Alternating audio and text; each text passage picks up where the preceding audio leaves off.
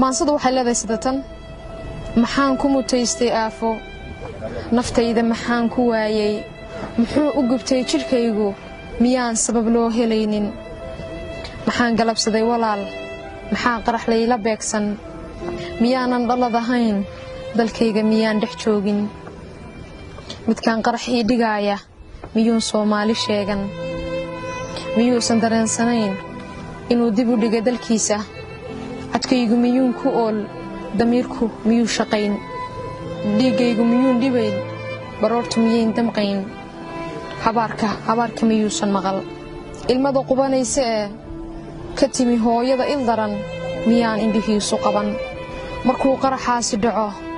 miyaad hurdo seexataa anfaaci miyaad cuntaa maamada Soomaaliyeed horaadka miyay ku siin maxaad